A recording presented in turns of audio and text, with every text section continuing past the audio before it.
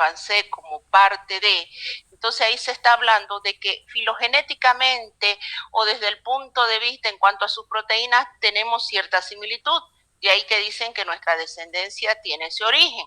Sin embargo, se diferencian en algún tipo de proteínas, etcétera, lo que le hace la individualidad a cada especie. Entonces nosotros hablamos de ciertas especies o de las especies diferentes con ciertas características proteicas, que lo define obviamente su ADN y que quien lo sintetiza su ARN.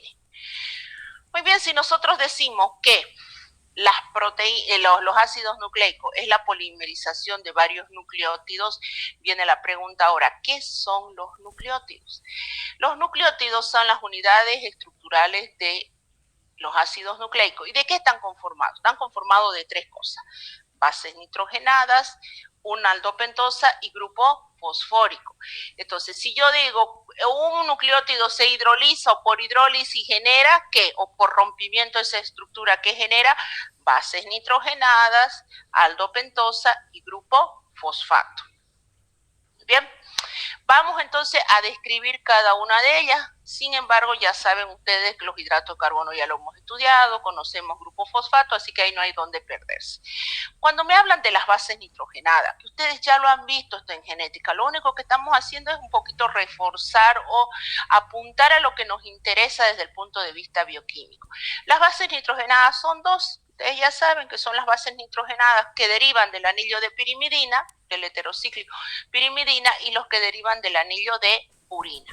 Dice, la purina se considera derivado de la pirimidina por fusión de esta a un núcleo de imidazol. ¿Qué nos interesa entre estas dos?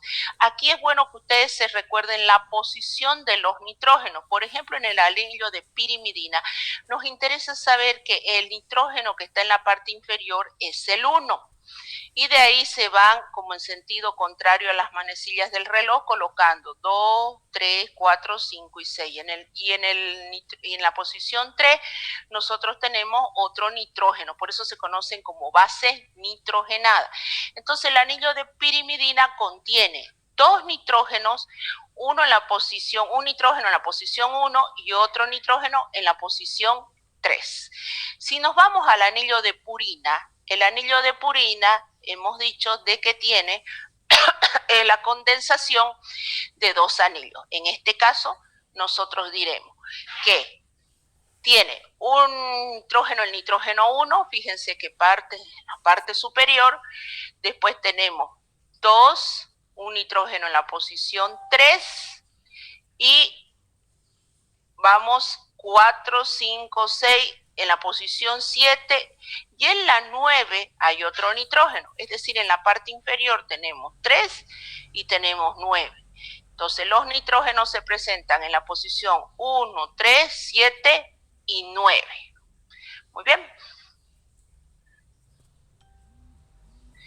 ¿Cuáles son las bases pirimídicas? Las bases pirimídicas son aquellas que derivan de, o son aquellos que tienen un solo núcleo imidazol, y quienes son el uracilo, la timina y la citosina. Entonces, ¿cuál es la diferencia? Y aquí lamentablemente nos vamos a tener que aprender estas estructuras. Entre el uracilo y la timina es exactamente la misma si nosotros colocáramos uno encima de la otra. La diferencia es que en la posición del carbono 5 va un grupo metilo. Entre uracilo y timina de las bases pirimídicas lo mismo. En la posición 5 va un grupo metilo. Entre el uracilo, por ejemplo, y la citosina, entre el uracilo y la citosina la diferencia está que en el carbono 4 en vez de ir un grupo oxo va un grupo amino. Entonces, si ustedes se fijan, son muy similares, varían simplemente en la posición de grupos en determinados carbonos. Entonces, entre uracilo y timino lo mismo, solamente que en el carbono 5 se acomoda el grupo metil. Entre uracilo y citosina lo mismo, simplemente que en el carbono 4 va el grupo amino. Muy bien, ahí tenemos, perdón, las bases púricas ahora. Si nosotros nos vamos a las bases púricas, encontramos la adenina y la guanina. Entre la adenina y la guanina, fíjense que ahí le marcan en la posición 6, yo tengo el grupo amino, y en la posición 2 yo tengo el grupo amino, además que tengo un enlace, acá me faltaría doble carbono, doble enlace carbono-oxígeno, porque fíjense, uno, a ver, no, está bien, 1, 2, aquí es el que me falta, es el doble enlace, aquí en este entreca, porque si no voy a tener un carbono trivalente. Entonces la diferencia simplemente está entre la posición del carbono 6 y del carbono 2. Un ratito. Entonces, fíjense, bases púricas y bases pirimídicas. Entre lo que vienen a ser, perdón, a ver si es, bases pirimídicas, uracilo, timina y citosina, y bases púricas, adenina y guanina. Ya hemos visto las bases nitrogenadas. Ahora vamos a ver lo que vienen a ser la aldopentosa. Las aldopentosas que forman parte y son aldopentosas, las aldopentosas que forman parte de los ácidos nucleicos son la ribosa y la desoxirribosa y son aldopentosas. ¿Qué quiere decir aldopentosa? Que son de 5 carbonos y tienen como parte de su estructura al grupo, ¿a qué grupo tienen? ¿Al cetónico o al aldehídico? Aldehídico. Aldehídico, perfecto, al grupo aldehídico. Entonces, la ribosa ya la estructura la conocemos, la han esquematizado, etcétera. La beta D2-desoxirribosa es la misma estructura de la ribosa, es un desoxiazúcar que en el carbono 2 se le ha quitado el oxígeno. Entonces, si ustedes se fijan, es exactamente lo mismo. Ahora, el hecho es el siguiente, que la ribosa o la desoxirribosa se unen al nitrógeno 9 de las bases púricas. La unión entre la desoxirribosa o la ribosa con las bases nitrogenadas va a depender de qué base nitrogenada se va a unir. Si se une una base púrica, va a ser al nitrógeno 9. Si se une con una base pirimídica, al nitrógeno 1. ¿Y cuáles eran estas? Si ustedes se recuerdan, aquí está. Al nitrógeno 1 se va a unir la aldopentosa si es una base pirimídica. Si es una base púrica, al nitrógeno 9. Entonces, las bases nitrogenadas va a depender de qué base nitrogenada yo esté hablando para que se dé la unión respectiva con, obviamente, la aldopentosa. ¿De qué tipo de unión estamos hablando? Estamos hablando de un enlace glicosídico. Muy bien. Entonces, un nucleótido es la unión de una aldopentosa, una base nitrogenada y un grupo fosfato. El grupo fosfato se une a la aldopentosa por esterificación del grupo hidroxilo o hidroxilo del carbono 5 con el respectivo grupo fosfato. Entonces, nuevamente, un nucleótido es una aldopentosa, que puede ser una ribosa, una desoxirribosa, que se une a una base nitrogenada, dependiendo si es púrica o pirimídica, nitrógeno 1, nitrógeno 9, vamos a tener por un enlace glicosídico. Y la unión con un grupo fosfórico del carbono 5 por esterificación con el grupo fosfórico. Todo esto es un nucleótido. Sin embargo, existen nucleósidos. ¿Qué es un nucleósido? Es un compuesto en el cual hay aldopentosa y hay una base nitrogenada, pero no existe grupo fosfórico. ¿Quiénes son los que forman, sin embargo, parte? Si uno dice, ¿cuál es la unidad básica estructural de un nucleótido? Cuando dicen, ¿cuál es la unidad básica estructural de un cuál es la unidad básica estructural de un ADN? Un nucleótido. ¿Cuál es la unidad básica estructural de un ARN? Un nucleótido. Entonces nosotros estamos diciendo que estas son las unidades. Ahora, hay que entender y vamos a ver que el nucleótido que forma parte del ADN no va a ser el mismo que el nucleótido que forma parte del ARN. Tiene sus variantes. Muy bien.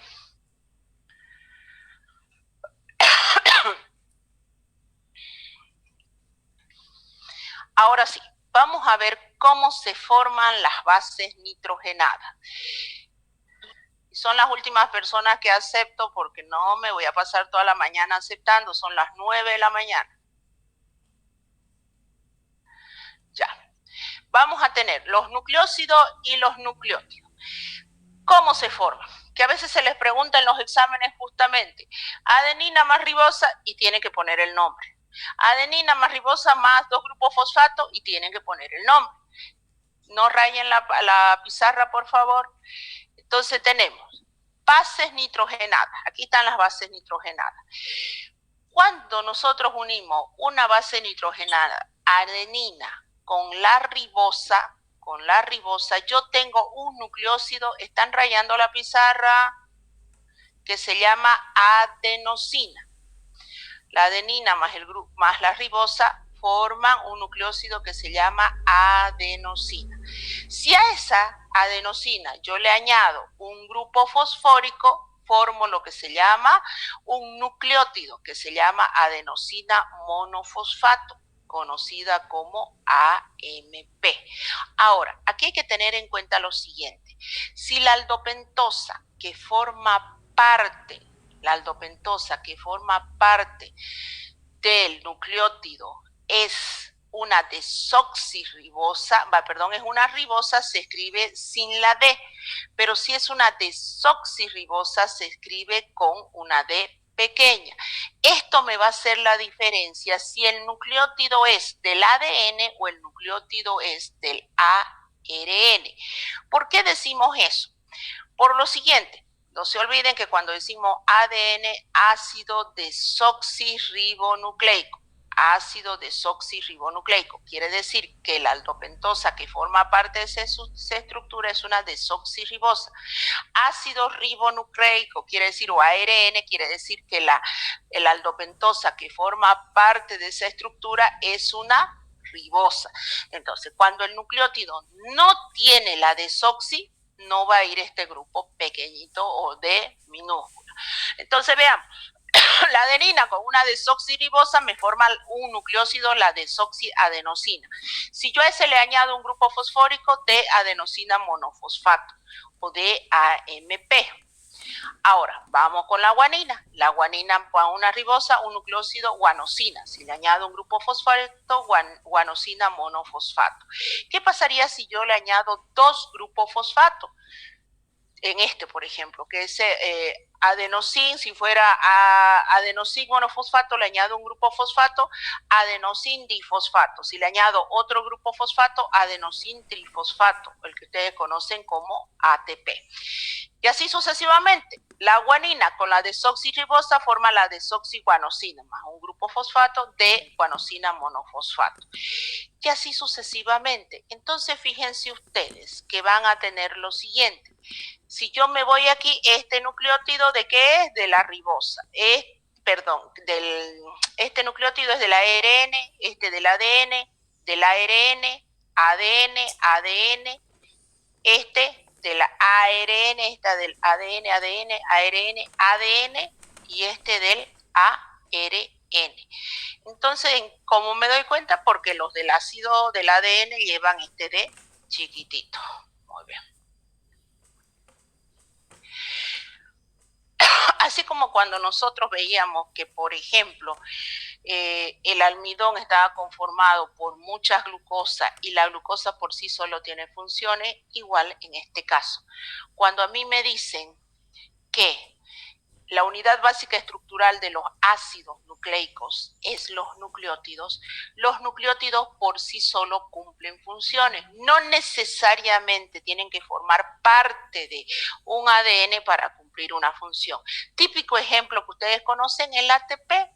El ATP, el adenosintrifosfato, es una molécula altamente energética que es un nucleótido que puede formar parte de una macroestructura, pero que sin embargo por sí solo cumple funciones.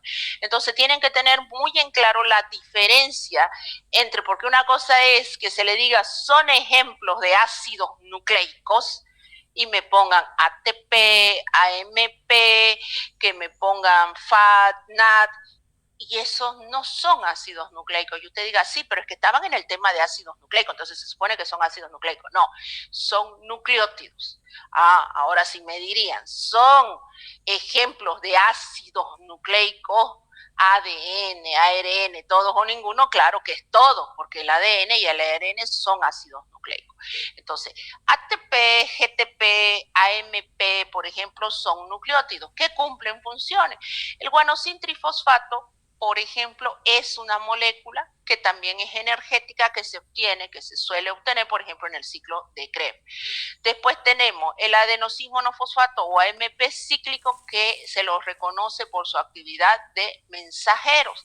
Y la nicotinamida adenindinucleótido y flavina adenindinucleótido, como la coenzima A, son o se los conocen como coenzimas o ayudadores de la actividad enzimática. Entonces, cada uno de estos son ejemplos de nucleótidos. Entonces, mucho cuidado. Ejemplos de nucleótido y su función. O es un nucleótido que cumple funciones de ser mensajero, ATP, AMP, FAT, y ahí obviamente ácidos nucleicos, me ponen obvio que ácidos nucleicos no tienen nada que ver, ARN tampoco no tiene nada que ver porque son ácidos nucleicos, me están diciendo nucleótidos. Muy bien, entonces ya entendimos que es un nucleótido, que son nucleósidos, vamos a los ácidos nucleicos. Dentro de los ácidos nucleicos son dos, ADN y ARN, cuyas estructuras ustedes ya las manejan, ya las han visto, que lamentablemente quienes no han hecho presencial, en los presenciales hasta les mandaban a hacer maquetas justamente con estas estructuras para reforzar los conocimientos en genética. Entonces, sin embargo, repasemos lo que ya ustedes conocen. En los ácidos nucleicos, los nucleótidos se unen entre sí, los nucleótidos, ahora me están diciendo, cada esto es un nucleótido, por un enlace fosfodiéster. ¿Por qué se da? Entre el grupo fosfato, fíjense, aquí está el grupo fosfato y el grupo carbono, el oxidrilo. Este puente, se va a formar un puente, dice, desde el carbono 5 del hidrato de carbono con al carbono 3 de la pentosa del nucleótido anterior. Entonces, un enlace fosfodiéster cuyo puente obviamente es el grupo fosfato, uniones 3 con 5. Fíjense, este es el carbono 3, no se olviden, 1, 2, 3, 4 y 5, el 4 que forma este puentecito, ¿no? Y el 5. Entonces, otra vez, 1, 2, 3, 4 y 5. Entonces, entre carbono 3 y carbono 5, este es el 5. Entonces, esa es la unión que se presenta, 5 con 3, 5 con 3. El ADN dice que se encuentra casi la totalidad de los núcleos celulares. Sin embargo, se han descubierto restos o pequeñas cantidades de este formando parte de mitocondrias, de cloroplastos, etcétera, a los cuales se han dedicado los estudios de separación, identificación, etcétera. La molécula de ADN está formada por dos cadenas polinucleótidas enrolladas sobre el mismo eje. Son dos, a diferencia, vamos a ver, de lo que vienen a ser los ARN. Entonces, ¿cómo estas dos cadenas se mantienen unidas entre sí? Estas dos cadenas se mantienen unidas entre sí gracias a los enlaces puente hidrógenos que existen entre las bases nitrogenadas. Entonces, en cada una de las hélices está constituida por la sucesión de desoxirribosas y fosfato, tendidas obviamente entre puentes, entre carbono 3 y carbono 5, que son las famosas antiparalelas. Ahora, ¿qué pasa con las uniones? Las bases púricas y pirimídicas se proyectan hacia el centro, dice, de cada una de las cadenas, y estas obviamente que se mantienen unidas entre sí a través de enlace puente hidrógeno. Se ha establecido que cada 10 bases y la estructura se tuerce, cada 10 bases y se va haciendo un enrollamiento. Entonces, ¿cómo es o cómo es las uniones? Nosotros vamos a ver que las uniones entre las bases nitrogenadas, guanina y citosina, son 3 uniones de enlace puente hidrógeno, entre la adenina y la timina son 2 uniones de puente hidrógeno. Se ha dicho que lo que viene a ser en las bases nitrogenadas, que son antiparalelas, las cadenas polinucleótidas, porque forman puentes, los grupos fosfatos forman puentes entre carbono 5 de una desoxirribosa con carbono 3 de la desoxirribosa posterior. Sin embargo, Cuando vamos al revés, va en el otro sentido, pero de arriba hacia abajo. Por eso se dice que son antiparalelas.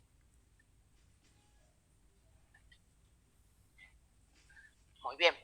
La información genética, ¿dónde está contenida? Obviamente que está contenida en el ADN. Esta, de alguna manera, a través de su secuencia de bases, los tripletes, los codones, aquello que ustedes tanto estudiaban en genética, está relacionado, obviamente, con esa unión entre las bases nitrogenadas. Así que la adenina con la timina se dan por 2 uniones, la citosina con la guanina por 3 uniones y estos enlaces puente hidrógeno. ¿Qué son los enlaces puente hidrógeno? Son interacciones pequeñas, lábiles, a través de las cuales se mantiene la estructura de ADN en la doble hélice. Se puede abrir esta estructura, claro, eso se llama desnaturalización. Y no nos olvidemos que en el ADN existen las bases nitrogenadas, adenina con timina, que siempre están enfrentadas, y citosina con guanina, que se encuentran enfrentadas. La base nitrogenada que no existe es el uracilo. Entonces, si yo tuviera un nucleótido con uracilo, de seguro que no es de un ADN, sumado que también no debería tener la ribosa, sino la desoxirribosa. La desnaturalización del ADN. ¿En qué consiste la desnaturalización del ADN? Consiste en que la hebra se abre. Esta doble hélice se puede abrir simplemente por diferentes factores, por eso se habla mucho de los desórdenes genéticos. Sin embargo, se puede volver a renaturalizar, sí, se puede volver a formar la estructura siempre y cuando el medio al que se ha sometido no sea tan enérgico. Es eso donde ustedes trabajan también en biotecnología. En la asignatura de biotecnología lo que tratan de hacer es extraer o separar el ADN de una célula con las características consiguientes de utilizar una solución tampón de un pH establecido. Y es ahí donde ustedes a veces presentan el problema, porque en la práctica ustedes tienen que preparar la solución tampón y tienen que prepararla bien. Porque si no es la solución tampón ortofosfato, es la solución tampón ortofosfato diácido, ortofosfato monoácido, si no la preparan al pH adecuado, lamentablemente la dejas en su estructura de ADN, porque esta sufre a veces una desnaturalización de tipo irreversible. Y chao su práctica de todo el semestre. Y chao la aprobada de biotecnología. Por eso ustedes tienen que saber preparar la solución tampón con las concentraciones preestablecidas, saber el pH de esa solución y trabajar y decir, ¿por qué tengo que trabajar ese pH? ¿Por qué fallé en la práctica? Porque el pH no preparé la solución a tampón adecuadamente, lo llevé a un pH o muy ácido o muy básico y mi práctica se echó a perder. Por ende, aquí estoy repitiendo la asignatura. Eso lo ven ustedes en biotecnología. Entonces, fíjense ustedes la importancia de mantener constante valores de pH, de temperatura, el uso de compuestos químicos para que no se produzca una desnaturalización de tipo irreversible. La hibridación ustedes la conocen. Conocemos híbridos como por ejemplo, si se mezclan en condiciones adecuadas, dice ADN desnaturalizado de 2 organismos diferentes, se pueden formar, dice, con trozos complementarios en las dobles hélices híbridas. La ciencia ficción ha hecho uso de esto, y de ahí que dicen el hombre araña, y era que mostraban, muestran en la película cómo se fusionan pequeñas porciones de un arácnido con las porciones del ADN de un ser humano. Y obviamente que la ciencia ficción crea superpoderes, etcétera, etcétera. Sin embargo, la realidad es diferente. Nosotros conocemos los híbridos cuando se cruza un burro con una yegua, sale la mula. Se establece que la mula no es fértil. Entonces, fíjense ustedes que pueden haber variaciones en ciertos aspectos y no necesariamente positivos. Entonces, hasta ahora, y también se ha visto, ahora se habla bastante de la hibridación cuando se dice de que este virus que actualmente está dando vuelta puede ser producto, dice, de una mutación, de una alteración, de una hibridación, de algo, que es por eso que está sufriendo muchos cambios.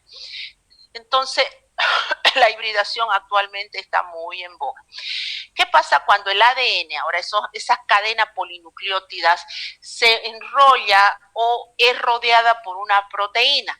Vamos a ver que en las proteínas, vamos a ver proteínas simples, y cuando existe un tipo de proteínas simples que se llaman histonas, rodean a esas cadenas polinucleótidas, nosotros vamos a tener lo que se llama los famosos, o el núcleo de histonas y la superhélice de ADN forman los nucleosomas, que estos se conectan entre sí y finalmente forman lo que nosotros conocemos como cromatina. Por eso dice, el ADN de las células eucariotas, vale decir, de los organismos superiores, se encuentran asociados a proteínas. ¿Cómo se llaman esas proteínas? Histonas. Y esas proteínas son de carácter básico, por eso decíamos al inicio, los ácidos nucleicos son de carácter básico, por las proteínas que vienen a formar parte de estas, que se llaman las histonas. Finalmente, la unión de ambas forma lo que es la cromatina. Muy bien. Esto simplemente para que vean las histonas, no vamos a entrar en los detalles de existen como octámeros de histonas, etcétera. No vamos a entrar en la división, mitosis, meiosis, que eso es parte de genética. Simplemente lo que nos interesa es la estructura desde el punto de vista bioquímico. Vamos con el ácido ribonucleico. Cuando a mí me dicen el ácido ribonucleico, tenemos que entender la diferencia que existen entre ambas. La diferencia que da entre ambas es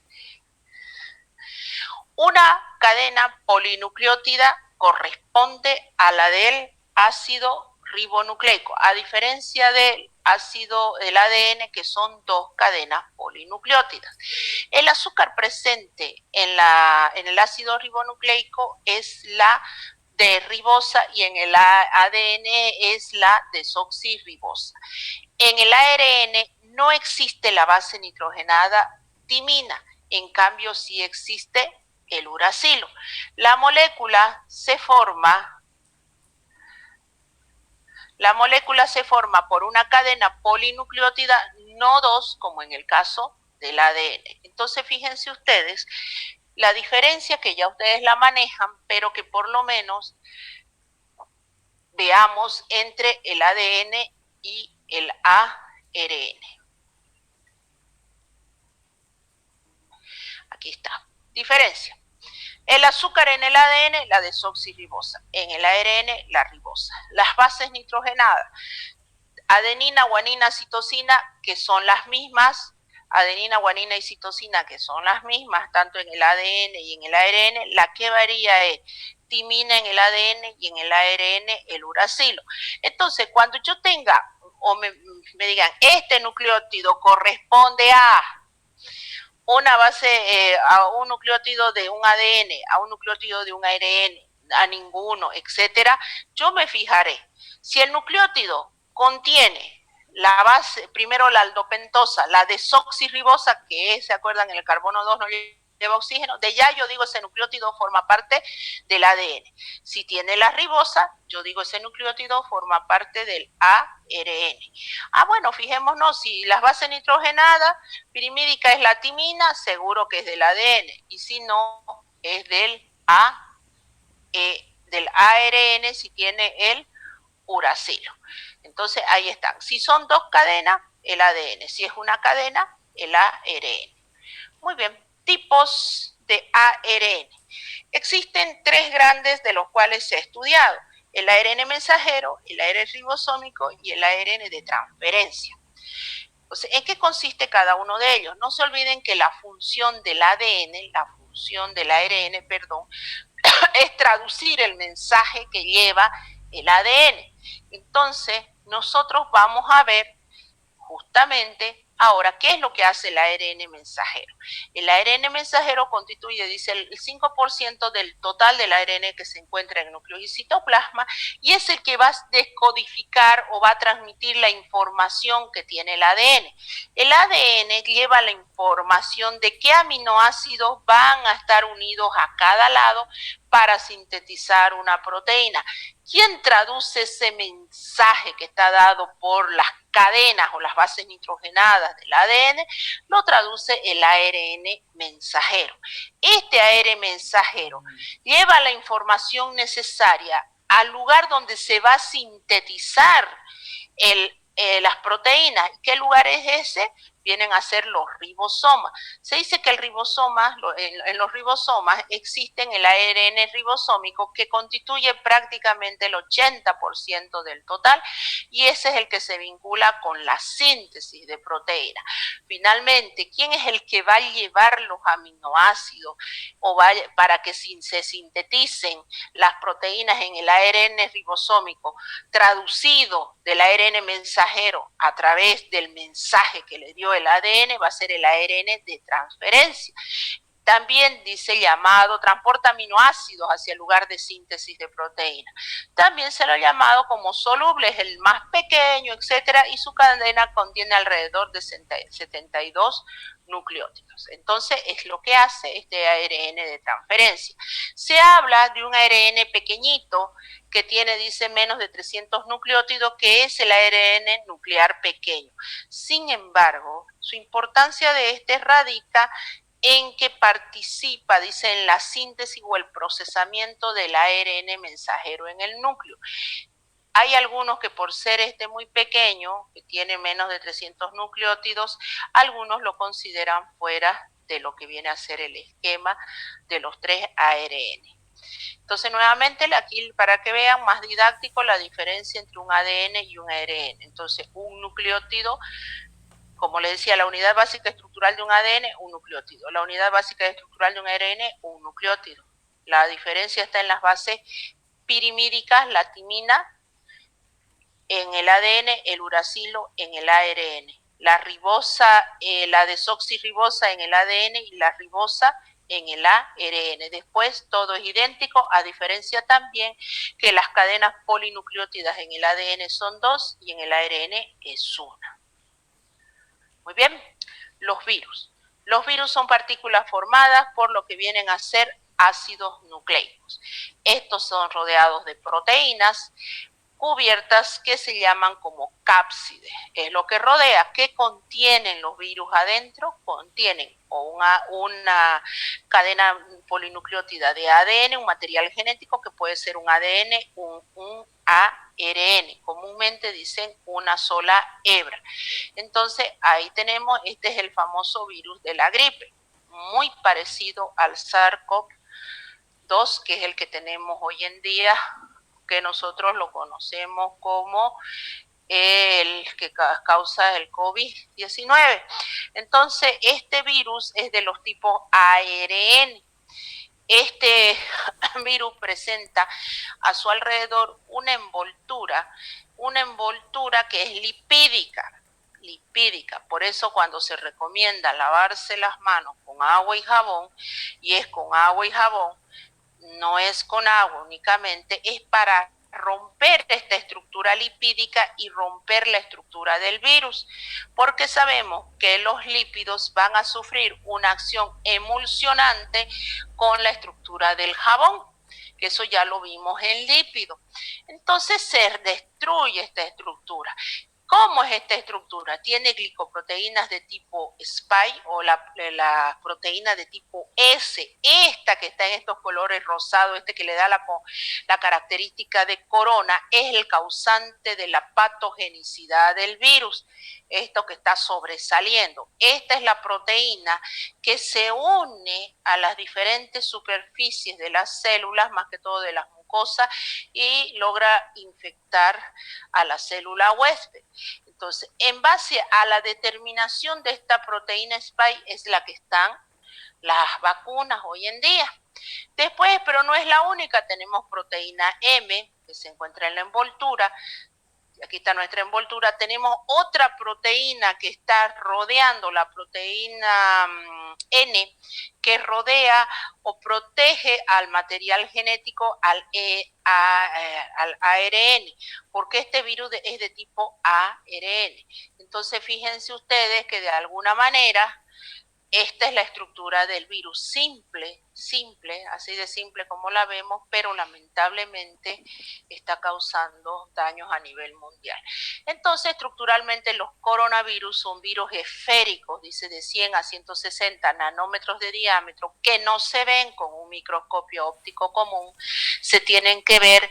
Si ustedes dicen yo puedo visualizar un virus en un microscopio óptico, el común no, tiene que ser un microscopio electrónico o un microscopio de barrido. Son estructuras mucho más grandes, esos microscopios son de mayor tecnología y no se suelen encontrar en laboratorios comunes, sino en laboratorios de investigación. Entonces, están envueltos estos virus con una capa lipídica o bicapa lipídica que va a contener el ARN. El virus es un tipo de ARN.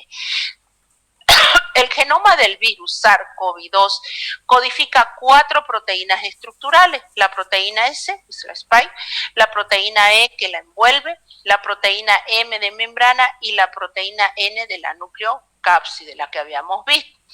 La proteína N está en el interior, que es la que protege al ARN, está asociada a esa cadena. La proteína S, sin embargo, forma estructuras que sobresalen, son las famosas coronas, esas que sobresalen.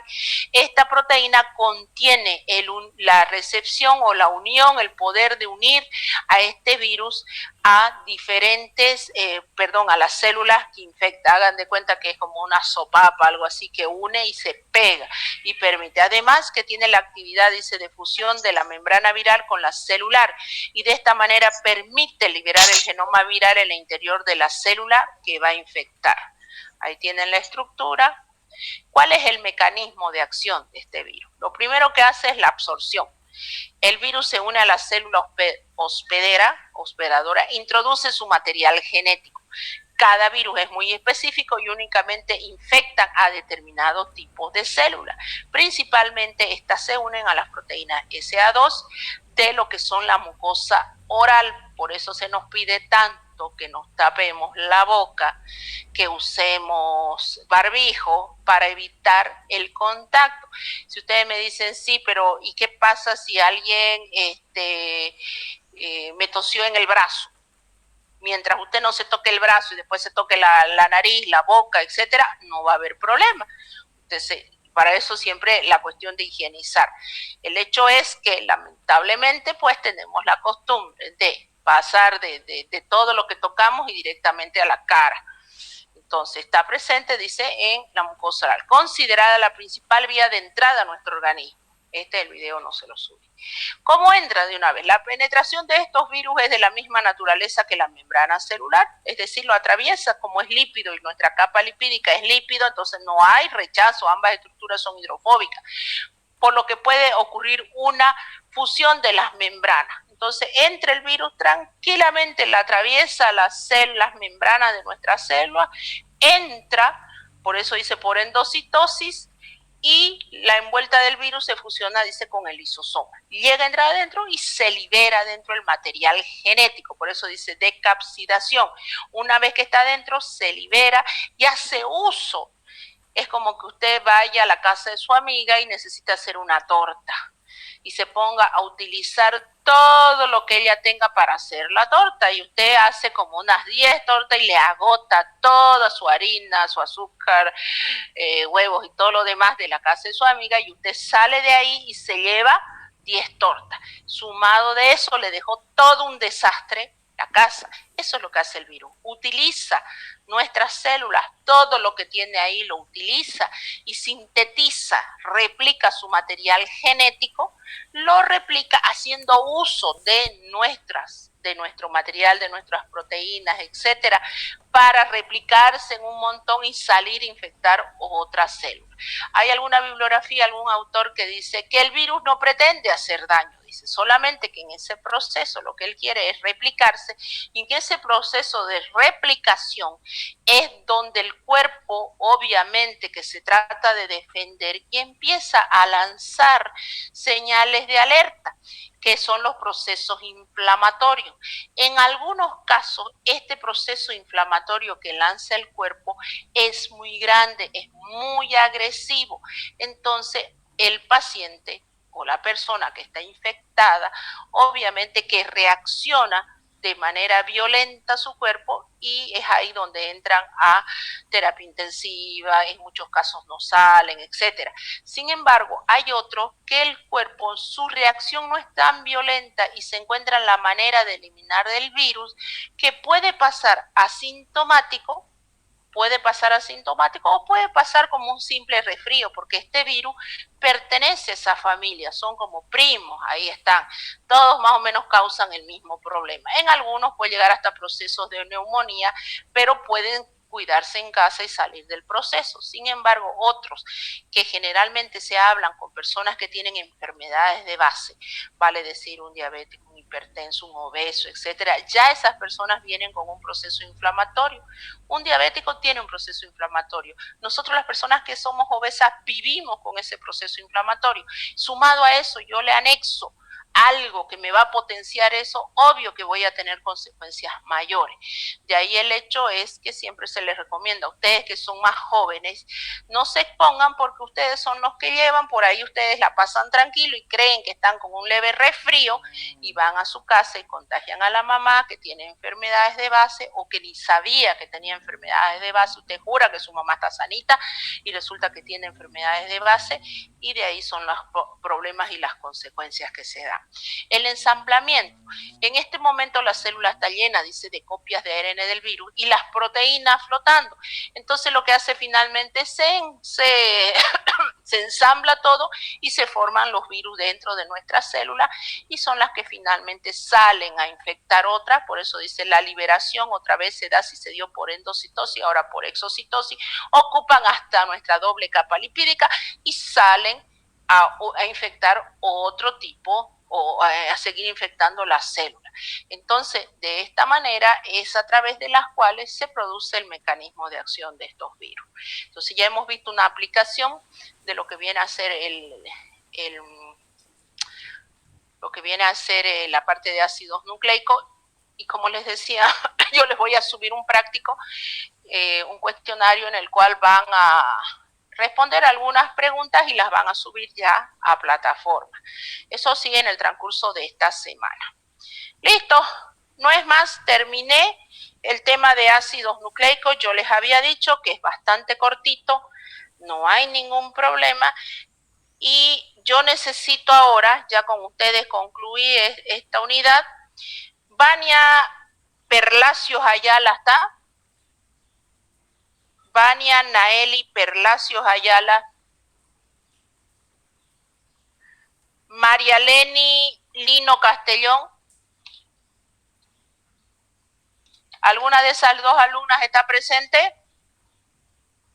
Vania Naeli Perlacios Ayala y María Leni Lino Castellón. ¿No está ninguna? A ver. Sí están, dicen. ¿Ah? Vania está, pero no responde. Ya, perfecto. ¿Y María Leni Lino? No la veo. María Leni Lino. Muy bien. La oportunidad estaba para que puedan recuperar su examen de laboratorio, su examen de, el examen de que supuestamente no subieron, que no subió, que no sé qué. Hablé con un ingeniero de sistema y me dice que eso no puede ser. Claro que expliqué que mi examen es secuencial. Ah, claro, me dice, lo miraron el examen, no respondieron y obvio que no subió nada, que eso es lo que suele pasar. Pero eso no me dijo alguien que trabaja en la DT, porque están de vaca, están con, no ves que la universidad está cerrada y los de DT tampoco trabajan hasta el 29, pero hablé con ingenieros de sistema. Entonces, de todas formas, les dije al ingeniero de sistema, yo les voy a dar la opción de que me recuperen el examen oral en este momento frente a todos ustedes. Y eso va a la aclaración para todos. Para todos. El que le busque peros y con qué al examen, que no entró, que no se le pagó, o que se le apagó el sistema, o que no sé, o que se inventó mil cosas, verdades o ciertas, que no lo sé, que no lo sé, porque si fuera divina ya me hubiese sacado la lotería y no estaría trabajando, yo les voy a recuperar su examen, pero oral y delante de todo el mundo, porque no quiero que digan el día de mañana, me aplazó. Yo no los aplazo. Yo me esfuerzo dando clases y en la misma manera les exijo a ustedes. Y por favor, chicos y chicas, para todos, esta es la universidad, se acabó el colegio, se acabó, chao, chao. Ni a mis hijos que están en colegio yo les aguanto una. Así que, por favor, ustedes pónganse las pilas. Aquí no está como ay no pude, ay no hago, y partiendo de otra cosa, yo les subí sus notas, les saqué fotos, y ahora me dicen, ¿y por qué no sale individual? ¿Saben por qué? Porque no quiero, suficiente con que ustedes tengan su montón de papeles alrededor de la máquina, lo siento, me disculpan las personas que son honestas, y que la verdad que no hacen con copias ni con nada alrededor, me disculpo de antemano, les pido disculpas, porque sé que las hay personas que son honestas y responden y saben que esta es su carrera, no es el colegio que hay, es arte plástica, por eso no me gusta y nada, están estudiando realmente, entonces no buscan la manera de copiar, pero las hay, las que están buscando la manera de copiar, entonces, y muchas veces esas personas se aprovechan de la buena voluntad de las que sí estudian, y como es su amiga del alma, le pasa la respuesta. Por eso es que no les pongo la nota, porque hay algunos que terminan, si el examen duraba 20 minutos, terminan a los 15 minutos y se han sacado buena nota. Entonces tienen 5 minutos para ayudar a la compañera, porque sabe que respondió bien esta, y le dice la respuesta. Si tu pregunta está, la respuesta no le va a decir la respuesta es una proteína. El otro va a buscar ABCD, es la proteína. Entonces por eso no les coloco la nota directa, pero termina el examen, ya está la nota y se la subo la foto. Ahora, que de ahí ustedes no se puedan ni ubicar en la foto su nombre, ya no, chicos. Miren que soy hipertensa, me han provocado una taquicardia ustedes. Me decían, no está mi examen, decían, no está mi nota. Yo como loca decía, no puede ser. Buscaba y gracias por las compañeras que le decían, sí está, busca en la foto número tanto. No pues, muchachas, por favor, eso me está diciendo que ustedes ni siquiera, ¿cómo leerán las preguntas del examen entonces? Si ni su nombre, que es algo conocido, que ustedes identifican con lo que las han bautizado y con lo que están 18 años de su vida, no pueden ver en una foto. Yo no sé las preguntas que para ustedes una aldopentosa, no sé qué será. Entonces, eso me dice mucho del nivel con la que está llegando. Yo lo hablé con la vicedecana, lo hablé y lo expresé, le dije, las clases virtuales realmente nos están dejando unos profesionales mediocres, discúlpenme, pero esa es la realidad. Y si ustedes no ponen de su parte, vamos mal, porque el día de mañana ustedes son los que me van a sacar sangre en un laboratorio, ustedes son los que me van a dar un resultado, porque a eso vamos. Yo lo pienso desde esa óptica, por eso les exijo a ustedes. El día de mañana, y yo se los digo, ya he ido a laboratorios y me encuentro con alumnas, y me dice, yo he sido su alumna, qué orgullo para mí verlas trabajando. Y hay algunas que son jefas de laboratorio, pero que les ha costado llegar ahí. Entonces, ahora con ustedes que hacen el mínimo esfuerzo, mínimo esfuerzo, sé que no son todos, y por eso les digo, me disculpo por los que sí lo hacen su esfuerzo, pero que no me sepan sacar una regla de 3 simple. ¿Saben qué? Mi hijo está en segundo, primero de secundaria. ¿Cómo sacás el 30% de 100? Regla de 3 simple. Y no puede ser que ustedes universitarios de segundo año no sepan una regla de 3 simple, muchachos. Entonces, por favor, si bien eso no es biomolécula, pero me dice mucho de ustedes. Entonces, no se extrañen que yo les exija, porque son universitarios, así me odien, así no me quieran, pero yo no les voy a regalar el título, no les voy a regalar la asignatura. El día de mañana ustedes son los que me van a emitir un resultado en un laboratorio y no me van a lanzar diabética si no lo soy, o me van a lanzar no diabética siéndolo. Entonces, para eso necesito buenos profesionales. Les estoy diciendo lo mismo que les digo a mis alumnos de la carrera de medicina. Tengo alumnos en la carrera de medicina, los tengo contadingo porque saben que ellos no me aprueban si no me saben ciertos puntos básicos. el día de mañana son los que me van a atender, capaz que a los que me tengan que entubar, entonces no puede ser que fomentemos profesionales mediocres. Es el área de la salud, muchachos. Así que discúlpenme, pero yo no les voy a tolerar que ustedes no sepan a estas alturas sacar una regla de 3 simple, no sepan leer adecuadamente. Y lo mismo, como les hice el segundo examen, el primer examen va a ser el segundo, el final. Y otra cosa, lo mismo, las personas que tengan problemas, que la cámara, que no sé qué, que no sé cuánto, me rinden examen oral. Así que doña Verena Perlacio ya tiene 0, no está o está y no quiere rendir el examen, tiene 0. María Elena y Lino Castellón, que eran las dos que decían que no les subió, que se subió, que no sé qué, que no sé cuánto, 1000 cosas, las estoy citando en este momento para darle la oportunidad de rendir delante de ustedes, delante de testigos, para que no digan las aprobó y que de buenita las aprobó, nada. No rinden, tienen 0. ¿Quieren retirarla la materia? La retiran. Pero tienen por delante todavía 60 puntos. Quien tira la toalla en este momento, allá a ver, piense cómo le va a ir en la vida si va tirando la toalla al primer fracaso que tenga. Tienen este examen, vale 30 puntos, tienen más, pues 70 puntos por delante, 70 puntos. Así que ustedes dirán, si se sacaron 10 en este examen, bueno, a 51 hay de sobra todavía, tienen de sobra. Lamentablemente este sistema de la suma, no estoy a favor de la sumatoria de nota, no estoy, pero es el que rige en la universidad. Yo me formé en un inicio con otro sistema, aprobaba el primer parcial, me sacaba 100, no importaba, entraba al segundo parcial con 0, me sacaba en el segundo parcial 50 y no sacaba 60, a la semana me mandaban a recuperar. Me volvía a sacar 50, la perdía la asignatura, perdía un año, perdía medio año, listo. Y así todo, me sacaba 100 en el primero, me sacaba 100 en el segundo, llegaba el examen final, entraba con 0 y los exámenes eran orales. Esa fue mi primera formación, por eso la exigencia con ustedes. No que ustedes van sumando 5 puntitos, 2 puntitos, 10 puntitos, van sumando, así el que no llega es de flojo, no es de otra cosa. Siempre les voy a decir, no hay persona que no tenga las neuronas, sino las personas que son flojas. Así que si a usted le cuesta algo, poquito, póngase las pilas, dedíquele media hora. Si su compañera estudia en una tarde, bienvenido sea. Pero usted, si le cuesta, pues bueno, pues póngase las pilas y póngase a estudiar, muchachos. Así que ya saben, entonces, estas dos personas y todo aquel que para el segundo parcial tenga problema, va a hacer lo mismo, va a rendir examen oral delante de todos sus compañeros. Así que váyanla pensando. Nos vemos, muchachos, el día martes de la siguiente semana. Sí.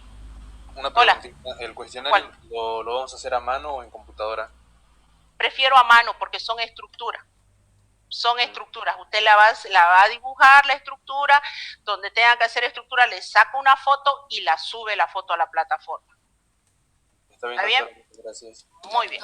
Doctora, el otro cuestionario solamente era para nosotros nomás, ¿no?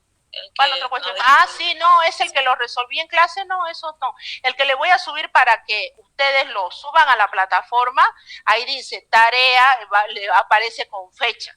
Si se le pasó la fecha, ya no me pida que se lo aumente, nada. Eso van a tener una semana más o menos, yo les aviso por el WhatsApp y les digo, les he acabado de subir el cuestionario en la plataforma. Es cortito, son dotes simplemente para que practiquen las estructuras, porque después en el examen se le sube una estructura y se le va a decir, este nucleótido pertenece a un ADN, un ARN, y por lo menos usted va a saber identificarlo.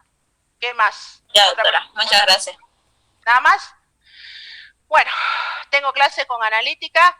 Nos vemos el siguiente martes, empiezo con el tema de proteínas. El libro, ustedes saben, de consulta, viene a ser el de Antonio Blanco, que de ahí hemos estado estudiando. Ya va a empezar Henry, si no ha de haber empezado o empezará esta semana, va a empezar con las prácticas. Me voy a comunicar con él en este momento y le voy a decir que se contacte con ustedes para empezar la parte práctica, porque hay un examen de laboratorio al final de la asignatura. Si bien es cierto, no estamos haciendo práctica, que es lo lamentable, no estamos haciendo prácticas, pero él les va a dar las partes de los fundamentos y de eso rendimos un examen de laboratorio de 10 puntos. 30 el primer parcial, 30 el segundo parcial, 30 el final, son 90, y 10 el examen de laboratorio, son 100.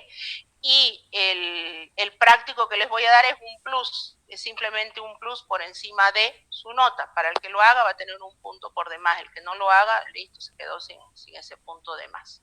Simplemente él o los prácticos que sí que tengamos que hacer. Listo. Disculpe, doctora, ¿al final de la asignatura quiere decir al final del semestre? Sí, al final del semestre. ¿Qué cosa? ¿Al final del semestre qué cosa? ¿Cuál? ¿El práctico? El examen de laboratorio. Ah, el examen de laboratorio sí, al final del semestre. Es que primero tienen entre segundo parcial y entre el segundo parcial y el final viene el examen de laboratorio. Entre el segundo parcial y el final fijamos, va a ser igual que el primero, el segundo, para encerrar, para colocar, listo. Bien sencillo y corto. Al final vemos ¿cómo se llama? Tomamos el examen de laboratorio, que no dura más allá de 10 minutos. Creo que son 20 preguntas, algo así, o 10 preguntas. No se les puede exigir más. Lamentablemente no se les puede exigir ¿Por plataforma? Por plataforma. Licenciada, Sí. ¿cuándo van a pasar clases de laboratorio? Voy a comunicarme ahorita con Henry, que es su auxiliar, para ver si va a empezar él desde esta semana a darle las prácticas, les explica por pizarra, no hay nada presencial. Ustedes saben que estamos en la segunda oleada y no hay nada presencial. No vamos a ir a la universidad a pasar clases de laboratorio. Lo que él va a hacer es explicarle por lo menos los fundamentos de lo que tendríamos que hacer. Ahora, si usted me pregunta, ¿y guía? Las guías solamente tienen procedimiento. Es decir, agarre un tubo de ensayo, coloque un MLD, nada más, y tenían que dibujar, hacer, pero para la guía es para lo presencial. Y jamás a ustedes, y ahora miren la diferencia, antes ustedes iban con la guía, la hacían la práctica y uno les preguntaba lo que les va a explicar ahora el auxiliar. No les preguntábamos procedimientos, no les decíamos cómo detecta o explique cómo hace el laboratorio el poder reductor de los hidratos de carbono, para que usted, o que matice el procedimiento, para que usted me diga, agarro un tubo de ensayo, le coloco un ml del hidrato de carbono, le coloco un ml del reactivo EBN, caliento y veo color. Eso es el procedimiento. No, explica el fundamento del poder reductor de los hidratos de carbono. Y ahí era donde todo el mundo gritaba, pero ¿acaso lo hicimos? Claro, la hizo la práctica. Sí, pero es que agarramos un tubito de ensayo y colocamos, sí, pero ese es el procedimiento, es el fundamento lo que nos interesa. Y lo que le preguntamos era el fundamento. Y el fundamento es lo que ahora el auxiliar les va a dar. ¿Por qué se los va a dar los fundamentos? Cosa que no se le permitía a él que les explique en la clase práctica. En la clase práctica yo iba y me acercaba a los que estaban y le decía, ¿qué está haciendo? Se suponía que ya había visto la teoría, había ido con la guía leída. ¿Qué está haciendo? Estoy mezclando esto con esto. No, pero ¿qué es lo que espera ahí? No sé. Bueno, anotadito, no sabe. Es decir, no era ir al laboratorio a mezclar como receta de cocina las cosas, no, era entender. Ahora estamos haciendo al revés. Los auxiliares le están dando esos fundamentos y eso es lo que se le va a preguntar a ustedes. Así que la guía en vano, porque la práctica no se hace. ¿Estoy siendo clara, chicos? ¿Sí? Para que entiendan en qué se va a basar las prácticas de laboratorio. Él va a agarrar el laboratorio en el grupo 1, les va a explicar lo mismo que el grupo 2, pero tienen que entrar en su respectivo horario.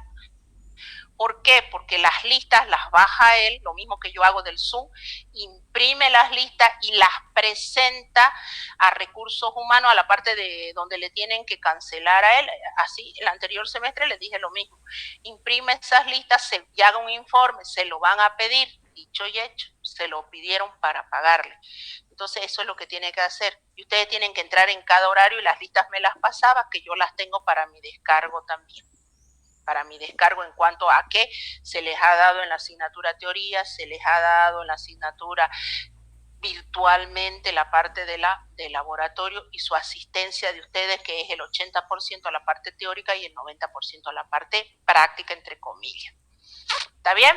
¿Qué más? ¿Alguna otra pregunta? ¿Ninguna? Bueno, entonces. fundamentos teóricos, ¿no? Las prácticas de laboratorio. Los fundamentos teóricos, eso es lo que les va a dar Henry, los fundamentos teóricos. Les mostrará quizás algunas proyecciones de que es lo que deberían esperar. Se debería formar en el poder reductor un color rojo ladrillo, por ahí tiene él una diapositiva donde les muestra esto es lo que deberían, si estuvieran haciendo en práctica, esto es lo que deberían obtener, digamos. Quizás una foto o algo para orientarlos en cuanto a lo que es el desarrollo de las prácticas. Lamentablemente, pues yo pensé que este semestre en enero volvíamos al presencial o semipresencial como se había quedado, que podíamos hacer las prácticas, aunque sea en 2 grupos, dividir o algo, pero la situación está muy, muy grave. Hay muchos docentes, gracias a Dios, en nuestra facultad no, gracias a Dios, pero hay docentes y administrativos, todos los días nos salen los grupos que están falleciendo. Entonces, la recomendación es que nos cuidemos, nadie esté, por eso si han escuchado antes se quejaban, los estudiantes nos están haciendo ir presencial, etcétera, etcétera, ahora nadie está yendo presencial. Ahora los que se animarán son los que recién se han infectado y han salido y tienen anticuerpos para 3, 4 meses, pero de ahí estamos mal. Todos los que teóricamente no hemos pasado nos estamos cuidando. Yo no salgo de mi casa. Muy, muy rara vez salgo porque soy persona de riesgo. Así que por eso les digo, muchachos, y mi hijo peor, mi hijo de mi casa no salen a nada. Si lo que tiene que salir a algo, en su defecto soy yo, si tengo que salir, voy y vengo, pero volando. Y aquí estoy plantoneada porque si no yo digo, chao. Se acabó su asignatura, quedan al aire, quedan sin nota, pierden esta asignatura, no sé, y es una responsabilidad para uno. Porque hay una colega de la facultad, una sola, que cayó entubada desde enero, y por suerte, a Dios gracias, ya está libre, fue la única, Dios gracias. Después varios colegas que se han infectado han pasado suave, según lo que nos han comentado, han pasado suave en nuestra facultad, pero en otras facultades en medicina han muerto bastante, pero ellos porque están en la primera línea de defensa, han muerto colegas, médicos, y a lo largo de toda la universidad tenemos un montón de docentes que ya han fallecido, hasta personas que no eran muy mayores. El de la Corte Electoral, por ejemplo, el doctor Cruz, más allá de los 55 años no tenía ese hombre, y yo no le veía que tenía enfermedad de base ni nada, lo he conocido. Entonces, fíjense ustedes que, y en 2 o 3 días se lo llevó. Él le declararon hoy día y al segundo día cayó internado y al cuarto día estaba su necrológico. Entonces, eso es lamentablemente la realidad que estamos viviendo.